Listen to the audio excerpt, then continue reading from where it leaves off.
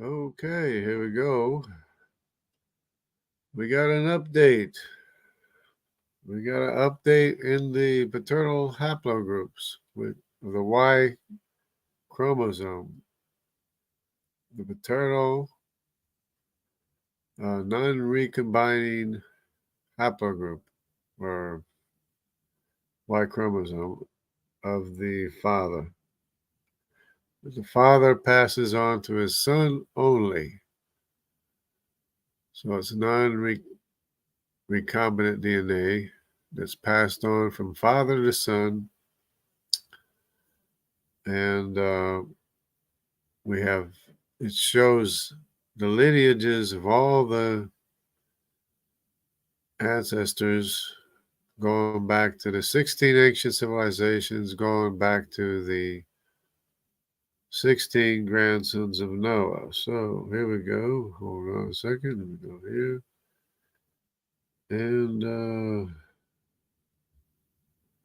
And we're off. Okay. So, real quick now, I want to do an update on the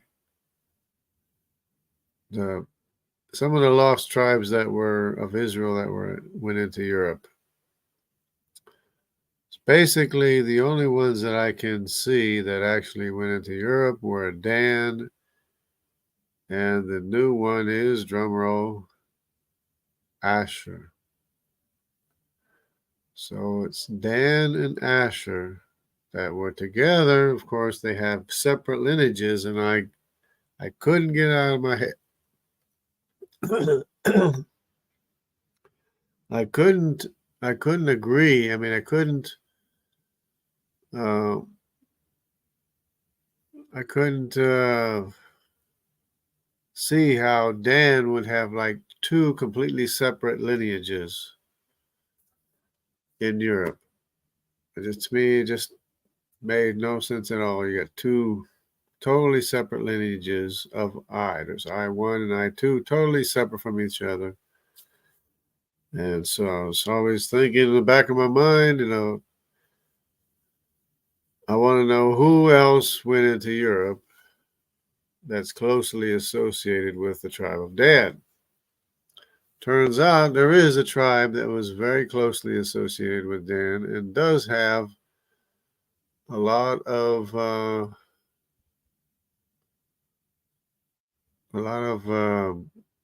history in Europe, along with names and places. And I have a video.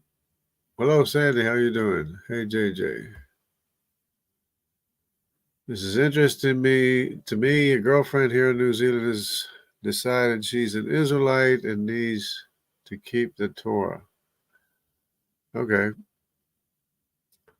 I mean, there's nothing wrong with wanting to observe God's law, but then again, God's law is positive. It's not what you can't do, it's what you can do and what you will be able to do. So,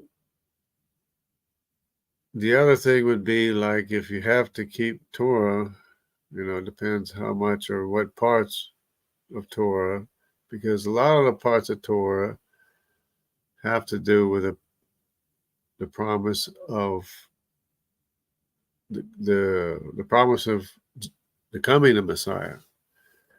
And it's in reference to when Jesus, the Messiah, will come. But we have already recognized that Jesus already has come. So that's a very big difference. We no longer look forward to the coming of Messiah. We have already taken hold of the promises that Messiah has come and has given us the insight of the Holy Spirit. And so all the promises of Messiah to be fulfilled have already been fulfilled are not to be observed as if we're looking forward to Messiah. We're looking back to Messiah who has already arrived and given us sent us the Holy Spirit.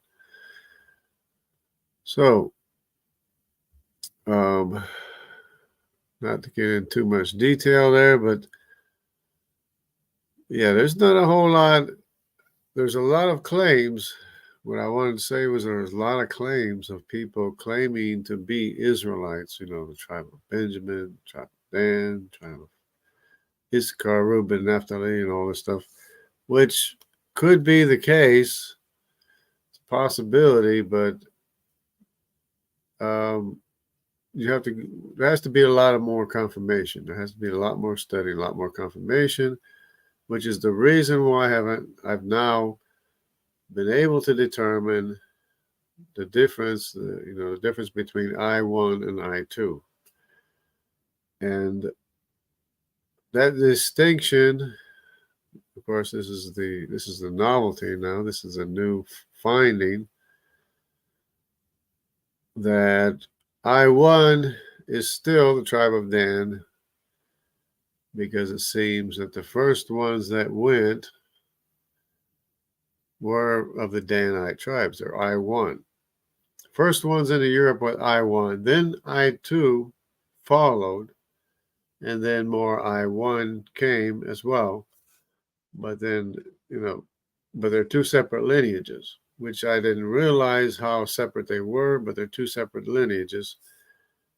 One is Dan, the other one is Asher.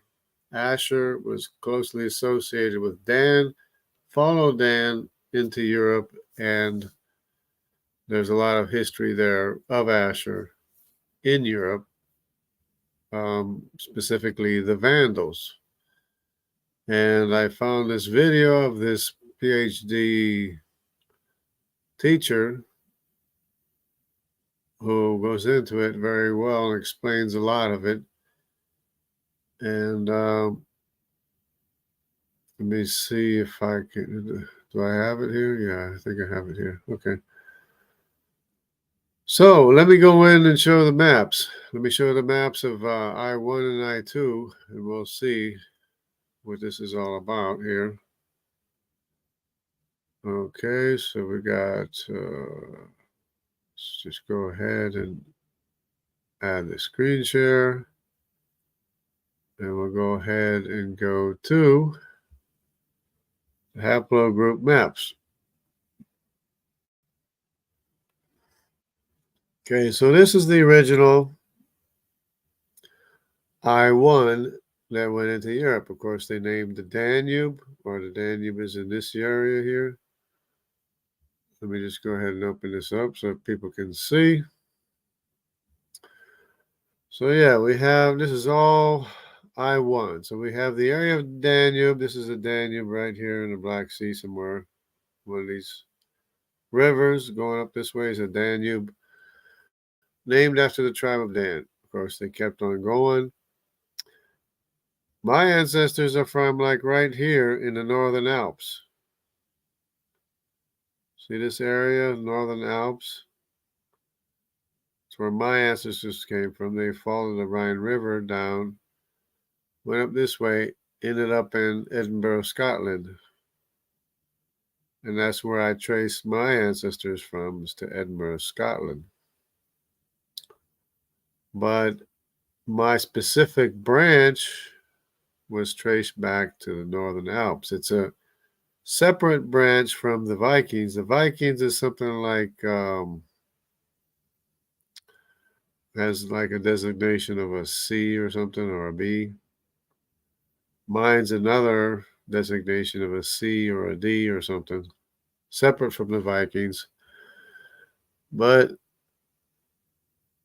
apparently, obviously, they followed the Rhine River down straight north, due north, and either joined the Anglo-Saxons here or the Vikings here, crossed over into the British Isles, and ended up in Edinburgh, Scotland. So that's the I1.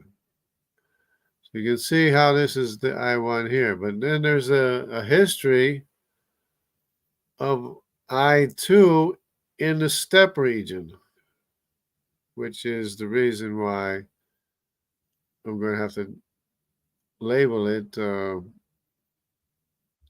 another designation other than I1, other than the tribe of Dan, because as I was finding out, this is I2. It's an I2A, but it's I2, and it specifically shows them in the steppe region, whereas the I1 is not in the steppe region. See, it's not even in the Northern Alps. It's not in the area of the Vikings. It's not in this area. I mean, it is, but because they're associated with Vikings too, but they're more associated with coming from the steppe region, actually from the east of the Baltic Sea,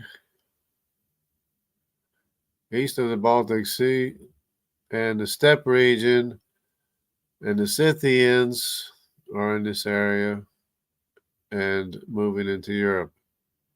And that would be the tribe of Asher, not Dan. So it's turning out pretty good. It's looking pretty good for the tribe of Asher. Let me just highlight this video here. It says the tribe of Asher, aka the Vandals, God's hand in history. We got a pastor, PhD, Melissa Scott. She goes into it, explains it very well, all the details. The other keynote is this Tyre and Sidon. This Tyre and Sidon is very, very significant because that, as we know, has to do with the Phoenicians, right? And who are the Phoenicians? The Phoenicians are the Mediterranean people that went all the way to America, which included I1, I2, J1, J2, T, G, R1b, E, and B, all these paternal haplogroups. And of course, Q is from the New World, anyways, but Q is also from the Medes. And Q is a part of the signature of the Jewish people. So the signature of the Phoenicians, that of the Sidon and Tyre,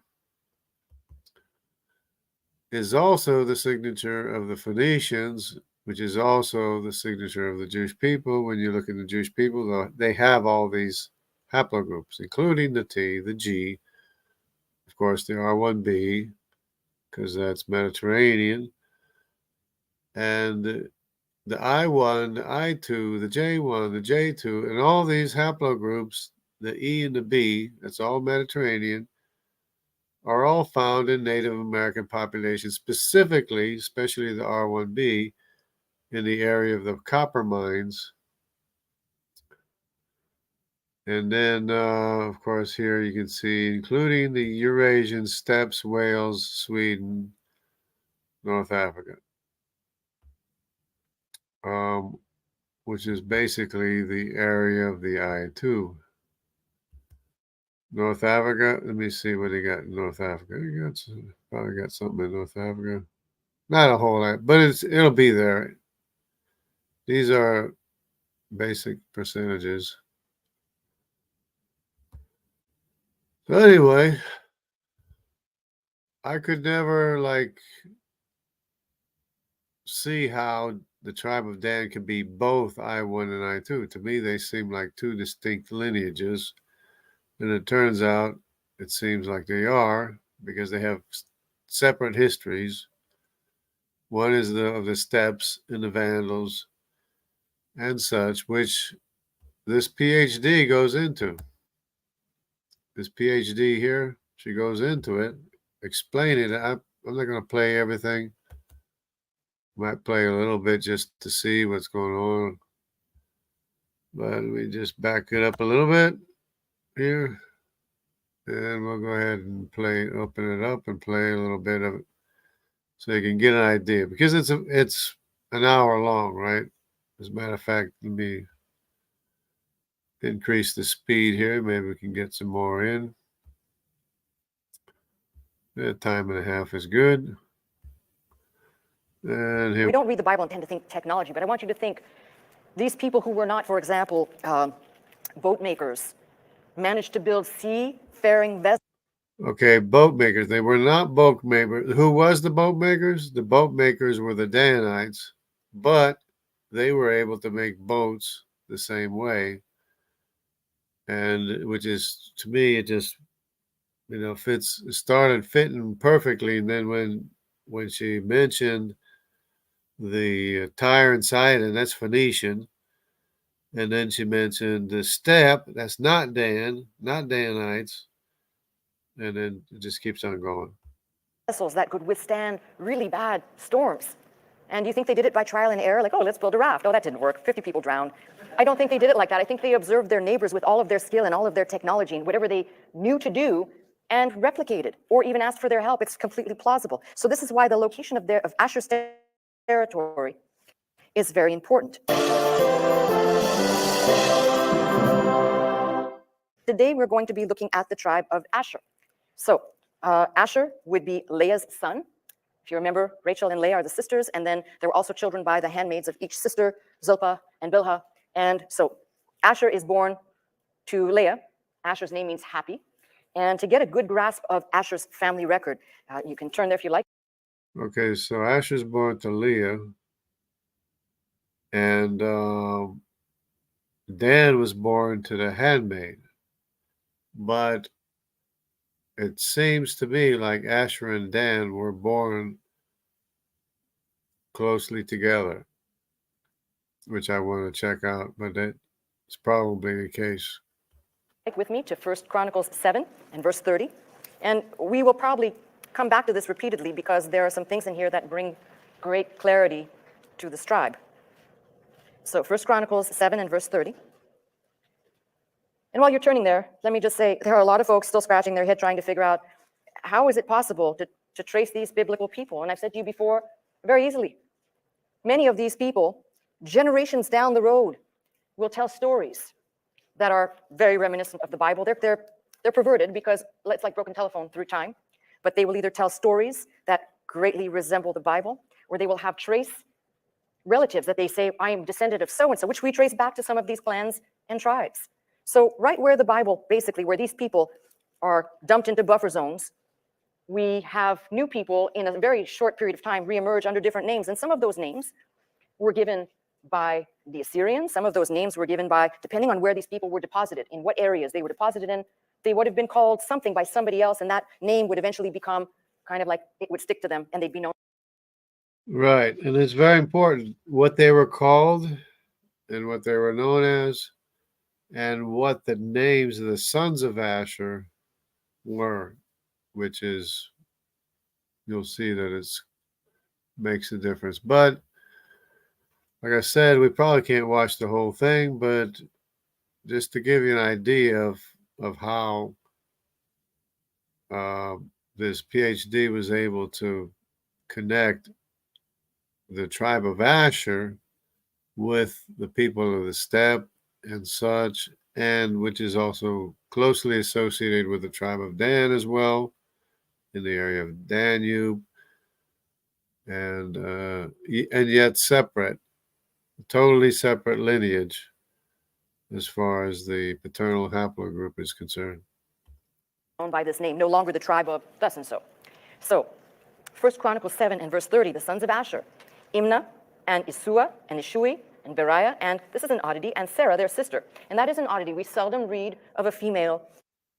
Now, this is going to be interesting too, because we're going to be able to try to trace the maternal haplogroup, which could have followed the tribe of Asher into Europe, which could have been, I'm just guessing, it could have been the W or the X or the W, which went into Europe, which is also associated with the Medes.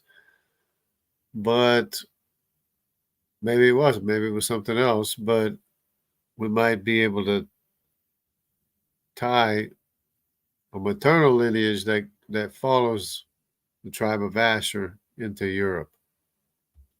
in the genealogies. I can't tell you that there's a specific reason why she's named here. It's just an oddity, because for the most part, we're looking at male descendants alone, all right? And the sons of Beriah, this is very important. I want you to pay attention to this. The sons of Beriah, Heber and Malchiel, who is the father of Dirzvith, and Heber begat Japhlet and Shomer and Hathan and Shua and their sister. Again, another mention, very interesting, the sons of Japhlet. And if you just keep reading, you've got really a very good sense. When you've got all of these descendants like this, we're now kind of getting into the understanding of the tribe of Asher, and many of these descendants will become tribal, and their names will morph a little bit, but they will be a tribe of the tribe of Asher, but clan, and their clan name may actually overtake their tribal name eventually. Right. So historically, they're going to become a significant known people that were in these areas. So just as a sidebar. So if you read through all that, and then verse 40 says, and all these were the children of Asher, heads of their father's house, choice and mighty men of valor, chief of the princes, and the number throughout the genealogy of them that were apt to the war and to battle was 26,000 men. Now that's the record here. If you go to the record in Numbers 1, which is the first census, don't turn there, but it's the first census taken after they come out of Egypt, you find the number of the total fighting individuals of the tribe of Asher is 41,500. And there's a little sidebar to this, because if you know how they're basically around the tabernacle. Think of it as a cross or a plus sign, and that's how they were encamped. Which is another thing, is because the Danite tribe wasn't very big. And so how could the Danite tribe morph into all these people up in the steppe region and all these places when they didn't have that many people? But the tribe of Asher was able to, to probably fit better into the picture much better than the tribe of Dan was able or would be able to fit. And so kind of interesting that Asher would make up a component of what I'd call the rear guard. So if you look at the way they were set up, you might say, well, whoever they were camping with or close to, they might have also been influenced by. And I'll explain what I mean by that, because Asher had a close proximity to Dan in terms of the encampment. Right. So it was Asher, or Dan, Asher and Naphtali took up the rear guard, but they had to then camp in front of all the other tribes. So in the morning when they started out, the other tribes would probably go out first, and then the tribe of Dan, Asher, and Naphtali would follow the other tribes of Israel. Then when Israel stopped, the tribe of Dan, Asher, Naphtali maybe would pick up and help old people back or whatever back to their places, and then they would camp in front again. So that's how they marched, that's how they moved. So they do have close proximity to Dan, and that is the tribe of Asher. In their placement. So is it possible that, for example, I've said to you, Dan, we know there was an exodus of Dan before they went into bondage. Is it possible that Asher had a similar... Right. So this is the thing. Remember, she's saying that Dan was the first tribe to leave, to have an exodus of Israel. So when they look at the I haplogroup, the I1 haplogroup, they think that they're like the original settlers of Europe, is what they're thinking. They're thinking like because they're so ancient in Europe, because they were like the first ones go into Europe from the Levant area, from the Middle East. Situation or circumstance. We're going to ask or probe that question in a minute. If you comb the record, you have a second census that's taken. So the first one out of Egypt is 41,500. The second one is 53,400. So that tells you they were doing their job. They were multiplying, all right? Keeping busy while they weren't sacrificing animals and killing giants, right? All right, never mind.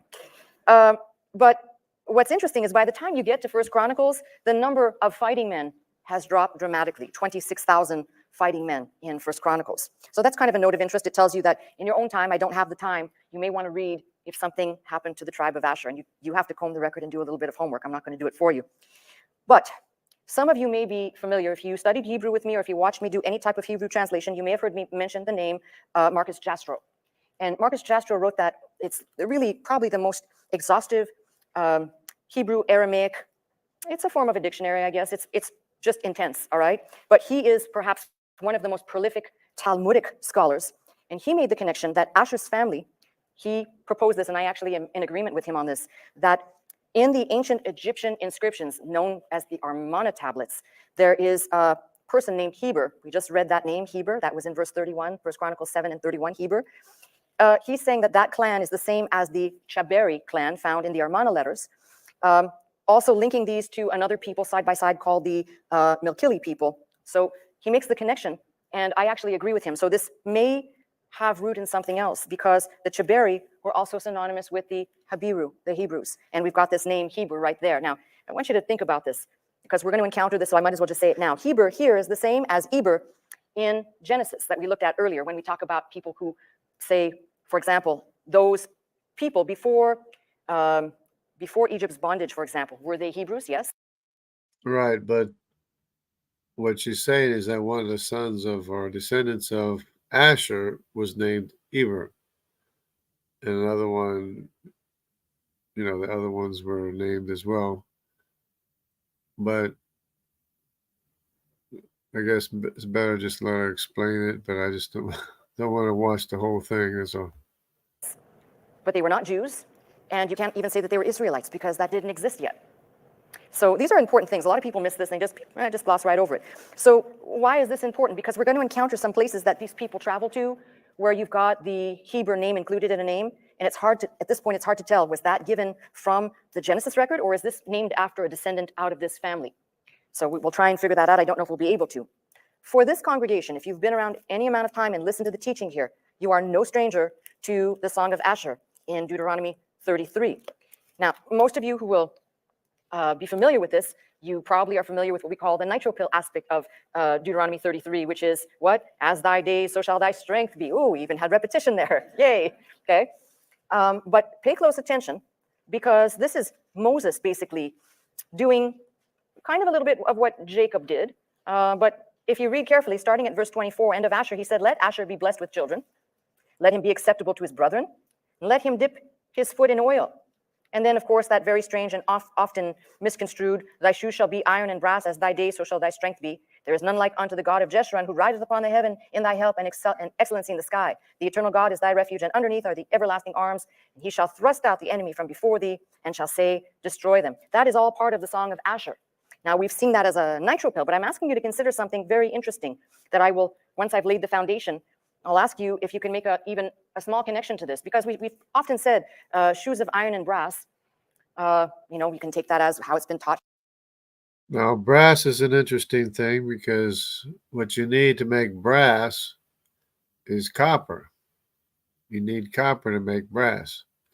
And they had copper mines where, in the New World, in the Great Lakes regions, which is where all the haplogroups of the Mediterranean are found in the Native American populations, including an mitochondrial X, which is a European branch of the descendants of, or the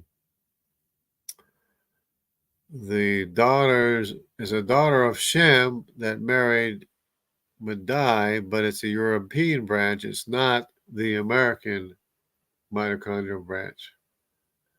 So this X2A, which is European or Middle Eastern, since it's in Galilee today, is also found in the Great Lakes region, where the copper mines are, where they mine copper to make brass. Here, tough shoes for a tough trip, and that's a wonderful faith message. But maybe there may be some other message in there too that may have a double meaning, and we'll see if we can pull that out of here. So what do we know about this tribe? Well, if you start looking at the land allotment, this is all background, so you've got to lay the foundation so that we're able to see what happened here. So starting in Joshua 19, we have the land allotment. And I ask you to pay, sometimes reading these things is kind of tedious, but there's some hard points in here I ask you to consider and take note of. So Asher's portion, which is Joshua 19, beginning at verse 24, and the fifth lot came out of the tribe of the children of Asher according to their families, and their border was Helkath and Hali, Betin, and Asheph. And that sounds like Swedish or something. Helka, Holly. That's it sounds Swedish. Alamelech, Amad, Mishel, and reacheth to Carmel westward, and to Shehor Libnath, and turneth towards the sun rising to Beth Dagon, and reacheth to Zebulun, and to the valley of Jipthael toward the north side of Beth Emek, and Neel, that goeth out to Kabul on the left hand, Hebron, Rehob, Hamon, Cana, and even unto great Zidon. That is Sidon. Very important. And why do I say that? Because then the coast turneth to Ramoth, and now she's talking about Tyre and Sidon, which is linked to the Phoenicians, which is very important. The strong city of Tyre. Now, what's very bizarre is your margin will read Sur, if you have a Bible like mine, but it should be Sidon and Tyre, and I'm pointing this out for a reason. This is the inheritance of the tribe of the children of Asher according to their families, these cities with their villages. So I want you to put in perspective that their land assignment would touch the very edge of Sidon and would touch the very edge of Tyre. And that is very insightful. Why? Because we know that that area was controlled either completely by Canaanite or by Phoenician. Phoenicians, boom. See, in the days of King Solomon, Israel had peace with Phoenicia, and the Phoenicians controlled the entire sea route of the Mediterranean, all the way past the Straits of Gibraltar. They wouldn't allow anybody to sail past the Straits of Gibraltar, which is outside of the Mediterranean Sea. They controlled the entire Mediterranean Ocean. That would be the Phoenicians, and then, of course, in conjunction with the Israelites, which is I1, I2, J1, J2.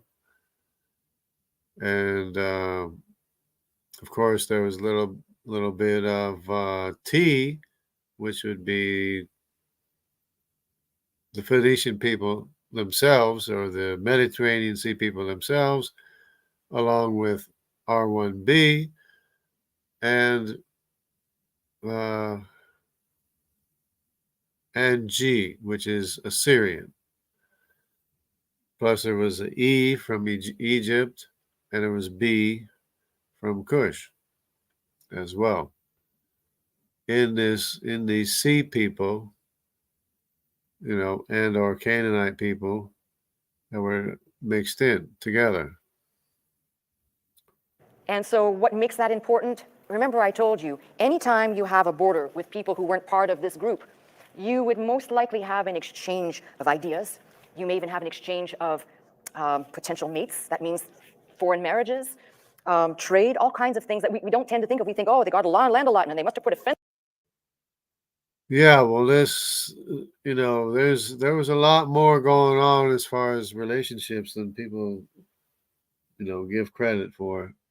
And it's the reason why Native American populations today have the T, the G, the R1B, the I1, the I2, the J1, the J2, the E, and the B in there, which is Mediterranean. So we have Native Americans taking DNA tests, and it comes back Mediterranean, and they're wondering how in the world they get Mediterranean. Fence there and built a wall and protected themselves. No, it didn't work like that. So I want you to imagine that where they are buttressed up against is right up against Phoenician and Canaanite territory, which tells me that they would have had exposure to these people, to these other people. And if you remember, I addressed this when I talked about Dan, because there's no doubt in my mind that there was exchange of information, of technology. We don't read the Bible and tend to think technology, but I want you to think these people who were not, for example, boat makers, managed to build seafaring vessels that could withstand really bad storms. And do you think they did it by trial and error? Like, oh, let's build a raft. Oh, that didn't work. 50 people drowned. I don't think they did it like that. I think they observed their neighbors with all of their skill and all of their technology and whatever they knew to do and replicated or even asked for their help. It's completely plausible. So this is why the location of Asher's territory is very important. Then you. Yeah, and to me, it's just fitting in very well, because I could never fully accept that both I1 and I2 is the tribe of Dan. To me, that was just not possible. So I'm thinking, so today I said, well, I gotta go looking for this other tribe that is closely associated with Dan in the Mediterranean Sea. And look what I came up with. Look what I found. Read just a couple of pages later. You'll read in chapter 21 and verse 6. This is kind of interesting. It mentions the sons of Gershon that received 13 cities from the tribe of Asher, as well as Issachar, Naphtali, and the half-tribe of Manasseh east of the Jordan. Verse 6, the children of Gershon had by lot, out of the families of the tribe of Issachar, and out of the tribe of Asher, and out of the tribe of Naphtali, and out of the half-tribe of Manasseh and Bashan, 13 cities. So what we know, and this is what's interesting, just turn a couple of pages to the first chapter of Judges. We've been here before, so forgive the repetition. But in Judges chapter 1 and verse 31 and 32, remember God said, drive the people who are inhabiting the land, drive them out, get rid of them. Well, verse 31, Judges 1, verse 31, neither did Asher drive out the inhabitants of Echo, nor the inhabitants of Zidon, nor of Ehlab, or of Achzib, or of Hebla, or Helba, nor of Aphik, nor of Rehob. But the Asherites dwelt among the Canaanites, the inhabitants of the land, for they did not drive them out. So, I've already addressed this before, but it's noteworthy to say, God said, the land will be yours if you do thus and so. And I don't think anybody really successfully did what they were supposed to do here, so let's not just isolate one tribe. But the important thing that I'm pointing out is don't be surprised. After all this time, remember, put this in perspective. They have already, all of the children of Israel collectively, have already grumbled and complained, which caused them to want. Yeah, keeping in mind that wherever Dan went, they claimed the land for Dan, the tribe of Dan, whether it's the Danube or Denmark or even Sardinia. They claimed it for Dan. They were the first ones to go into Europe, and that's why everything's named Dan. But you'll also see that it wasn't just Dan that went into Europe, it was also the tribe of Asher. Wander in the desert for 40 years. Do you really think it would take 40 years to get to the promised land? So that's God's way of saying that's your reward for being such stiff-necked, complaining, obtuse people, okay? That was their punishment, 40 years wandering in the desert. And then we have, when they finally at least get to where they're supposed to be, then they build the golden calf. They're all responsible. It wasn't just one tribe, one person. They all participated. So when you get to this place where God says, drive out your enemies, you think they'd say, yes, sir, right? Because at least check one box. Do one thing that God said. No. And the consequences, I've read them already to you. You can go back and read in Deuteronomy the blessings and curses that Moses gave. And basically the whole Bible speaks of the same thing. Failure to do what God basically told them, instructed them to do, produced some very dire consequences. The reason why God said, I want you to drive out the enemies and the people, the foreigners in the land, there was one primary goal. God knew if they eradicated and got rid of those people, they would not be influenced by pagan religion, by pagan practices. They would not have interest to intermarry with other people outside of their tribe or outside of their realm. But that's exactly what happened. So it's kind of a no-brainer when you start to. Yeah, so this was like the beginning of the end of their identity as a tribe of Israel, because they basically forgot the ways of God and became pagans in Europe. Even if they were still naming everything Dan, they were still basically turning pagan, and they became pagans in Europe. Look at how everything just goes downhill, and suddenly most of these people are steeped in idolatry, pagan worship, and they're intermarrying, just exactly what God said do not do. So kind of an interesting thing. Then if you turn just a few pages more to Judges 5, and we've already looked at this passage. Here we have the call of Deborah, who is basically the judge at this time, and it's a call for all of the tribes to basically help fight off in a situation, we'll call it, that needed every able body. And if you remember, down there we're looking at verse 17. Gilead abode in Jordan. Why did Dan remain in ships? Asher continued on the seashore and abode in his breaches. Now, there you go. Dan remained in ships. Dan remained in ships. Asher continued. Seashore and abode in his breaches. Now, in a previous message, I pointed this out. Why did Dan remain in his ships? I think Dan was saying, we out of here, okay? That's what I think they were saying. No, we're not helping. We're done. We're out of here. But Asher Very interesting. The Swedish Bible, I wish I had brought it with me. The Swedish Bible, the word for breach is right there. In the Swedish version of this passage is vik, V-I-K, sometimes V-I-G, but V-I-K, which is where most scholars, including myself, believe that the word Viking comes from, this particular passage in the Swedish Bible. That being Yeah, except for the fact that the Vikings are in Sweden and not along the seashore of Israel. But anyway. said, it's very interesting. Remember I said to you that these people would be heavily influenced in the territory where they live if they have influences from Canaanite and from Phoenician counterparts, if you will. There's no doubt in my mind that both Dan and Asher, and possibly some others, but certainly these that were living close to these coastal cities, would have been influenced by these seafaring people who were experts. Yeah, and I'm wondering if there's another sublineage or a branch off lineage of I2 and I1 that might be Naphtali as well, or some other tribe. And because she goes on to mention another tribe that was like in France somewhere as well. So that has to be checked out. We got to check out the DNA of the region and see if what kind of Semitic DNA there is in those areas. Basically perfected the art of seafaring and sea commerce. And if you really want to go the whole 9 yards, it's the Phoenicians that basically paved the way, opening up that whole area from the coastal line, we'll call it of the Levant or the Holy Land. If you're going outward, Turkey, Greece, basically there were places along the way of commerce and trade that they established that then become kind of like a known freeway, except it's on water. They established a lot of this, which paves the way. Right, but keeping in mind that in the days of King Solomon, the whole world was at peace, including the Phoenicians, and they had trade, and they were bringing gold and silver back from wherever they were going, which probably included the Great Lakes region of the New World. They were bringing it back to the temple for the temple vessels and everything, while paying off the merchants as well. Way for these tribes, those that will be traveling after Egypt's bondage, paves the way for them basically to migrate by sea very easily, because now it's well established. They're not entering into lands or sea that have not been traversed before. So this is an important sidebar. Now, sorry to make it turn back and forth here, but if you go back to First Chronicles, and I want you to look at something there that I think is rather interesting in the 12th chapter, because this is all kind of foundation and background for what we'll be looking at. So in the 12th chapter, First Chronicles, verse 36, we have here, basically David is calling men to war. He's calling them into his army.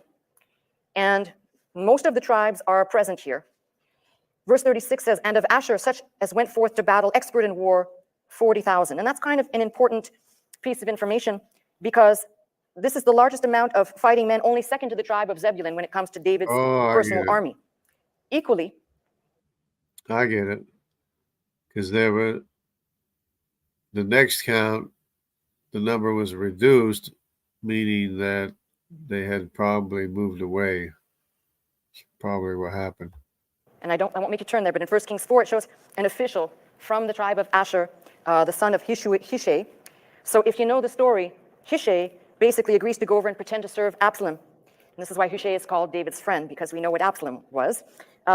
What's sad is later in the later history, we read of Solomon giving away 20 cities of Asher to the king of Hiram, basically as a trade and reward for his help and participation. And King Hiram did not respect the land that was given. He thought it was not of any value. So can you imagine that, having your land taken away and given to someone who doesn't even respect it, saying, oh, that's trash, that's garbage. That probably must have been a real dig to this tribe of Asher, even maybe bring on some anger. Why did this happen? But we know something interesting. When the kingdom split, we have Asher basically staying to the north. That was their assigned territory, but I want to make a point about this. Even though that was their land allotment to the north, because of their allegiance to David, it would have been very easy for them to have stayed in the south, outside of their land. Remember, they're serving David. They would then eventually possibly go on to serve Solomon in the same capacity. So you could make a case and say, when the kingdom split, they could have verily said, no, we will stay on the side of the southern border, because that is essentially the epicenter where all things that were relevant both to David and Solomon were. But they chose to go and stay in their own territory. And I think the amazing thing about that is that God knew this was his plan. I mean, God has used many people to accomplish his bidding. We've seen the Chaldeans, the Assyrians, the Babylonians. So it's all part of the plan for them to basically stay in their territory. Now, here's what I was trying to point out. You remember we looked at in 1 Chronicles 7, one of the descendants' name is Heber, right? You remember that? We just looked at it. So here's what's bizarre. One part of a Phoenician colony was called the Heberides, or the Hyborides. I'm not sure how you want to pronounce that, but right there is Heber right there. The question. Right, and it wouldn't make sense for that late in the game or that late in the stage of development that they would still be referring back to Eber or the original Eberus of Eber. But it would make sense that they were talking about one of the descendants of Asher, who was named Eber. The question is, was this named after Heber of Genesis, or is this named after a descendant of the tribe of Asher? And I'd lean heavily towards the Eber of Genesis, making it an earlier time, but we can't know that. There's no way to know. What we do know is it's named after one of these two. So I wouldn't lean to the original Eber. I would lean towards the contemporary of the time Eber, who was a descendant of Asher. It's good enough for me to kind of see there's a connection there. And of course, there is a connection when we talk about nomenclature. Why? Because we've got these areas, Heber, Iberia, Hebrides. So William Camden, the British historian and chronicler, wrote. Yeah, Iberia. Iberia is basically Hebrew to Hebrew, Iberia. In his work entitled Britannia. And of course, that's Iberia of Spain and Portugal. The merchants of Asher worked the mines at Cornwall, not as slaves, but as masters and exporters. This really got my attention. And remember, I said this to you before, we tend to think of the tribes as kind of these lesser educated people, not advanced in understanding or technology. It's not so. That is a complete error. What is important is the fact that this William Camden chronicles this, that they worked in the mines, not as slaves, but basically as masters and owners, tells you they had to have had a connection undisputedly to the Phoenicians, because this mining at Cornwall, we know really the inception of it began with the Phoenicians. That's why I said to you, pay close attention to where their land bordered on. They had to have heavy influences from these people. But that begs another question. If they were merchants in the mines, tin, metal, it begs me to ask, when Moses said, shoes of iron and brass, is there a double meaning there? And I'm not saying there is. I'm just saying it's something to kind of noodle in your mind, because, Moses could have said, you're just going to have a tough trip. The colloquial version. It's going to be tough. Your life's going to be difficult. But iron and brass. And then there's the other difficult thing for me to wrap my mind around, which is, of course, Joseph of Arimathea, the uncle of Jesus, had made. He was the wealthy man who buried Jesus. He was wealthy because of his tin trade in England, and later he settled in England with his daughter Anna of Arimathea as well. Brass, and I'm not really quite sure what age that fits into, but iron, we know what period that fits into. So then there's another question you have to ask yourself, which we can entertain at another time. Was that a prophetic foretelling? I don't know. But we do know by the time of the Assyrian deportation that some of the tribe of Asher was known by the Assyrians, referred to as Issedones, Issedones, also sometimes referred to as, A-S, and also as Assi, A-S-I-I. We get as in Asher, Assi.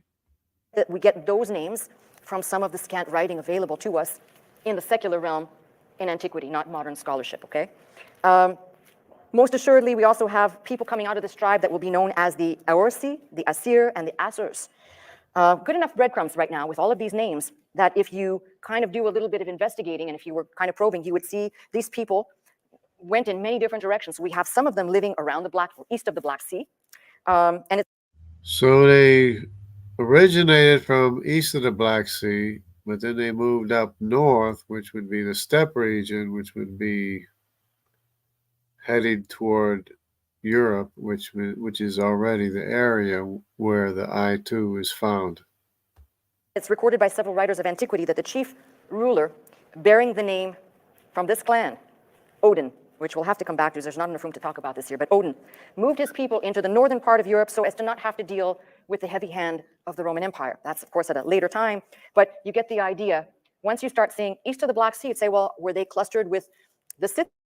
Scythians? Well, that brings up an interesting question because we have And they were Scythians that even came back in the time of Paul or the time of Jesus after, in the New Testament, there were Scythians and people from all over that came in after the resurrection of Jesus.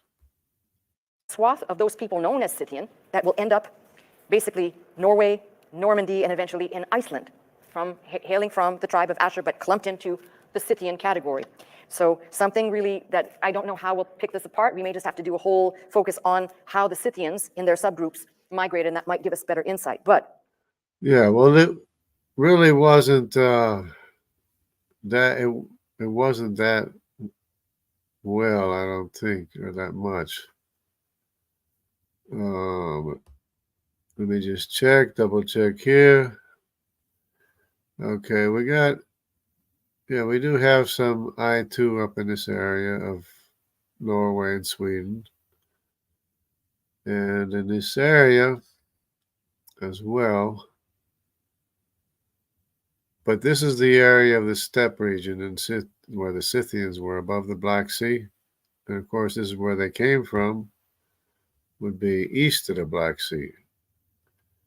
And they migrated this way into Europe, all the way into Norway and Sweden and Denmark. But of course, the tribe of Dan was already there. Tribe of Dan was already there in this area up here, which is already in this area here. So they may have joined the Vikings. And of course, my ancestors came from the Northern Alps, right here, Northern Alps, and ended up in Edinburgh, Scotland. And it was a different branch, but very closely associated with the Viking descendants that also went that way. But yeah, you can see the difference between the tribe of Asher, who was associated with the Scythians, and of course the Baltics and the Danube and areas. But of course, Dan had already moved up into these areas of Europe, Northern Europe, including Denmark. So, yeah, I guess it's... If you have been around this ministry, say 20, 30 years, if I say the word Latin or Hallstatt, you know what it is. For people that don't, please go and look that up. It's very important. Latin, 2 words, L-A, and then 10, T-E-N-E, and Hallstatt. These are 2 areas where we have a tremendous amount of remains, and now DNA has super helped us understand who these remains belong to, but a whole culture that flourished. And we attach these people basically to a lot of the migratory patterns coming out of the area we're discussing. So kind of an important thing, but if you're not sure, please look it up. It's kind of very fascinating. There's lots of information online. But these people of the tribe of Asher will be known by another name, which you may have heard of, called the Vandals. Veneti, who were in Gaul, who were also called Pictones or Picts. Vandals and we can trace these. So the Vandals and the Picts, and now we know the rest of the story. I'm not going to play the whole thing. I'm going to play the rest of it, but it is a very good video. Get a good idea here of what's going on. So there we got it, and we got okay. See what Sandy says. How old is this JJ? Oh, that's a good question. Let me see. No, it's not too old. It's not very old. It's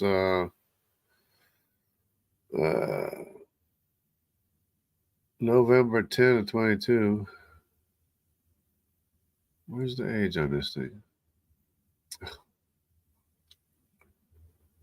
Somehow I gotta.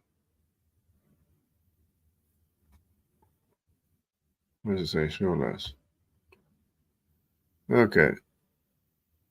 So it's 11 months. 11 months old is what it is. So it talks about the tribes they didn't wipe out, the same as attacking Israel today, they're a lot of the same people, descendants of the same people. But then there are a lot of their descendants too, which is complicates things. Just a bit off topic, but did you get the video I sent from Barry Setterfield about the days of Peleg? Uh,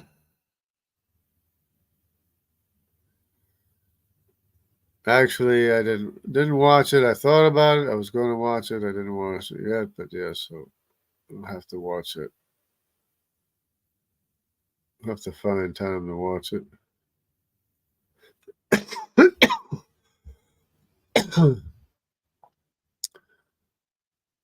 But yeah, I may have seen it or parts of it, but I'm not sure. But let me see. I guess that's about it. Maybe I'll have to try to see that. Oh, let me see what this says here. Barry Satterfield about Days of Peleg. Let me see what we got here. Hold on a second.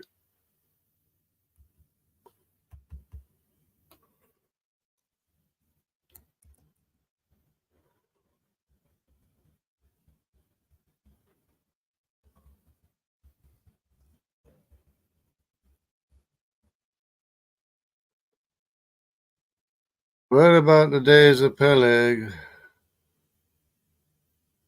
His day, the earth was divided 4 years ago, 2 years ago. We'll go with this. Is this Satterfield here? What's this? Assembly of God, Yahweh? No. Okay. Oh, look, Jungle Dragon here. More evidence the earth was divided in days of Peleg. Okay, let's see what we got here. How long is this? Let me see what this is. Oh, 8 minutes. There we go. Watch this here. It just says that that in the days of Peleg, the earth was divided. Now, some people have interpreted that to mean, well, maybe the continents were split apart at that time. But I don't hold to that view because there's an association at that time with the Tower of Babel. It's in the same part of the biblical record. And what happened at Babel was a division of people to as a judgment because they'd congregated together after the flood instead of scattering and repopulating the earth. And God said, well, if you're not going to do it, I'm going to scatter you. They were wanting to build a tower so that they could make a name for themselves and avoid being judged again as they were at the time of the flood. And so God came down and confused their languages. So I don't believe that's the case, that it was an earth division at that time. It was a division of peoples according to languages. Now, we need to remember that if it was... Okay, but I would suggest there was a division of the continents, which subsequently divided the people because it caused them, it was a catastrophic event that caused them to isolate into family groups, which would have resulted in everybody speaking their own language, which would have confused the languages. It's like, picking at straws or whatever, but the evidence is clearly of the continents breaking apart after the global flood. Was a division of the earth at that time. What happens today when, for example, the earth's surface, as we know from observation, can be divided up into plates, crustal plates. The earth's outer skin is called the crust. And so we know, for example, that in California, that the Pacific plate has a little bit of land on Southern California on it that moves relative to North America and along the San Andreas Fault. And when it moves, we get an earthquake. We know that when the ocean floor is getting pushed under Chile, if it gets pushed down, it generates an earthquake. And sometimes you get rock melting as a result of being pushed down into the heat inside the earth, and it melts the rock and you get a volcanic eruption. We see that in the Andes. These are well known. And so what happens if you're going to get movement of, say, 50 feet on a fault line off the coast of Japan? It happened in 2011. Was it 2012? About that time, we had an earthquake that devastated with a tsunami all the coast of Japan. And so... And there are huge tsunamis in the north, which explains the burial of entire ecosystems, explains the tsunamis that they can't explain in northern Europe. explains the burial of all the animals and the freezing and everything that happened as well 100 years after the global flood. So let me just jump to, as long as we're talking about it, let me just jump to some of this evidence here of the breakup that I was talking about before.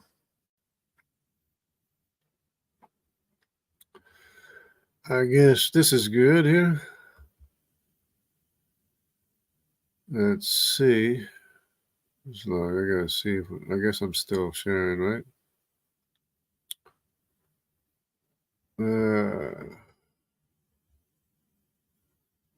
So I still be sharing, right? Yep, I'm still sharing. Okay. All right. So here we go. Where am I? Oh, there I am, right there. Okay, so this is the breakup. What would have happened? And when he was talking about these plates that are moving, he's saying like any minute little movement causes like a huge tsunami and everything. That's what he's saying. But it was such a catastrophic event that the lifespans of the patriarchs were cut in half a second time. In other words, the lifespan was cut in half from the global flood to people born after the flood. Before the days of Peleg, it was cut in half to less than 500 years. After the days of Peleg, including Peleg, the lifespan was cut in half a second time to less than 350 years. That's no small, that's not an insignificant observation or factor.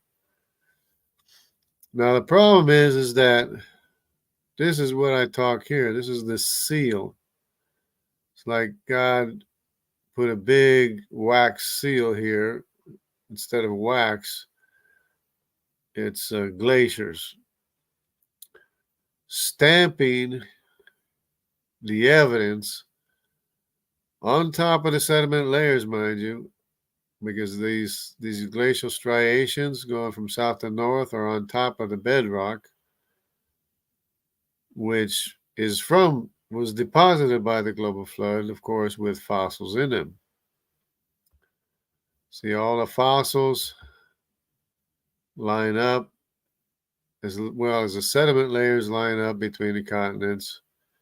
South America was joined to Africa here. United States was joined. The east coast of the United States was connected to the northern part of Africa right here. So the United States was sitting right on top of South America at the time. A lot of people don't realize it, but you have these fossils. Notice this fossil here goes from Africa through Madagascar, through India, into Antarctica. This fossil here goes all the way from South America, through Africa, through Madagascar, through India, through Antarctica, all the way to Australia. Same fossil.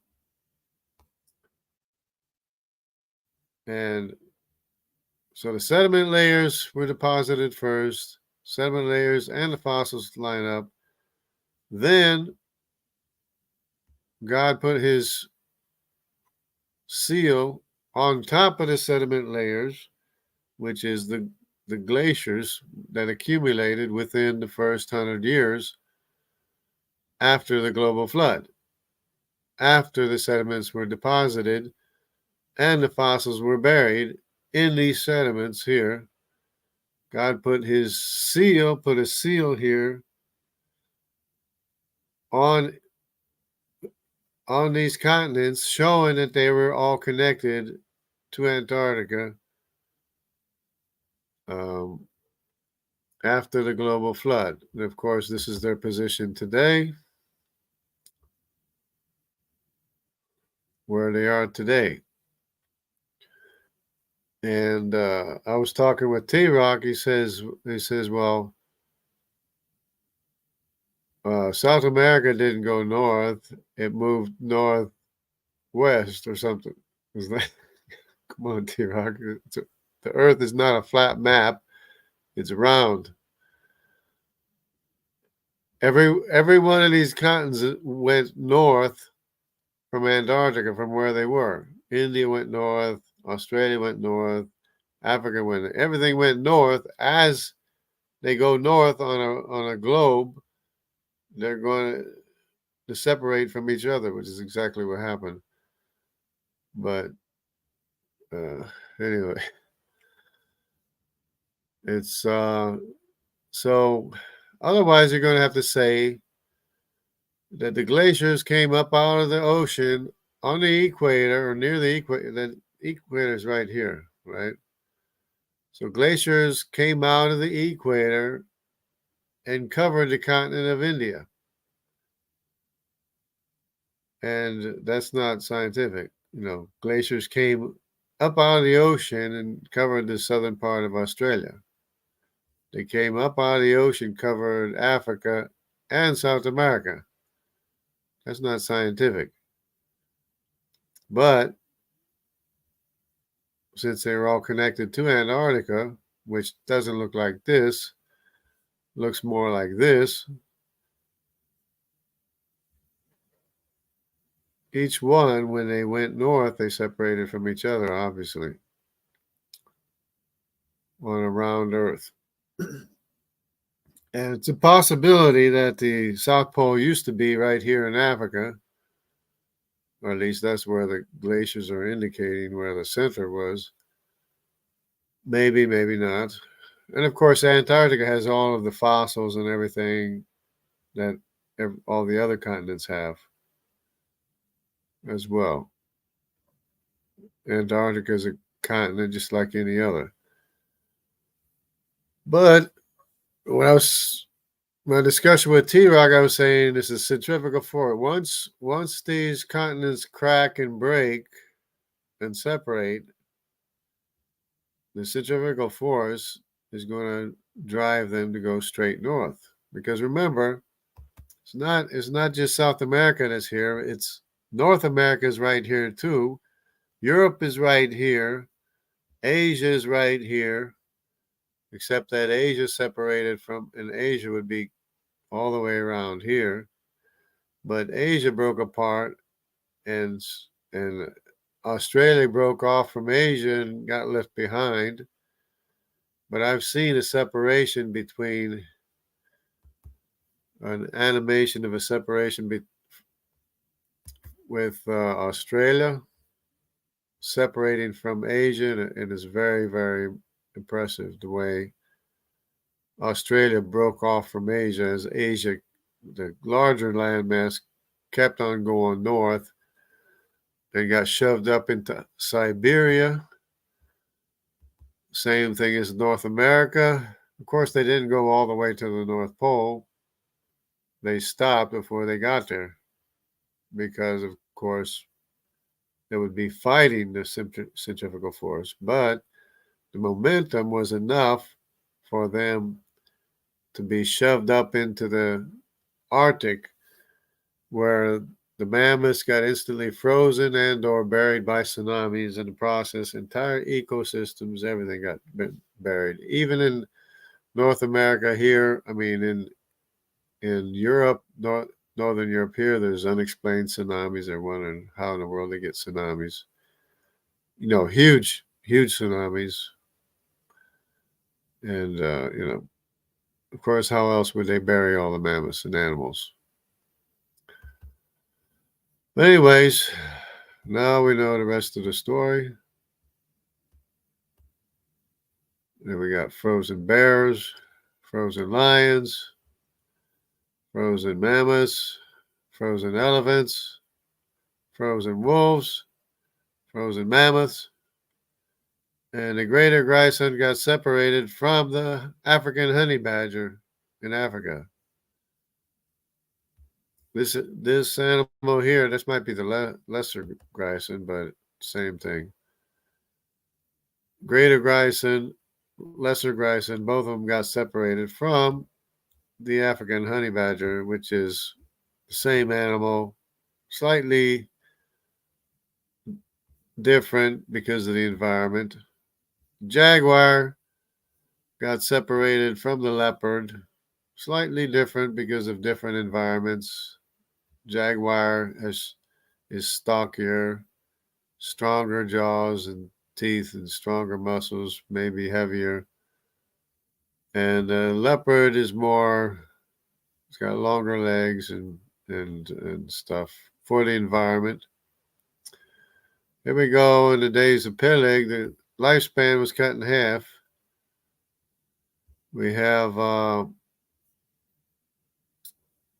Eber, Selah, and Arpachshad were born after the flood. All of these people were born after the flood, right? Shem was born before the flood, of course, so he lives longer. But Arpachshad, he lived less than 500 years. Same thing with Selah and Eber, less than 500 years. But then when Peleg comes, he's only living 340 years. Reu only 370. Shu only 393.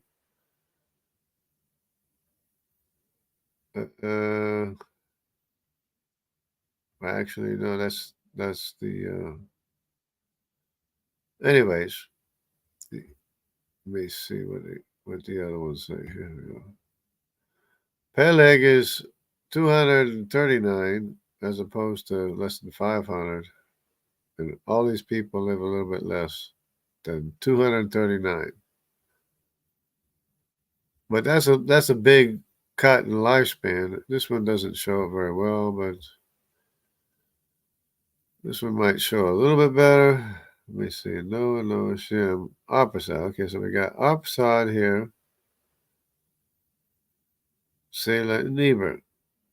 So they're living. There's 438, 433, 464. Eber. And then all of a sudden, days of Peleg is only half as much. 239.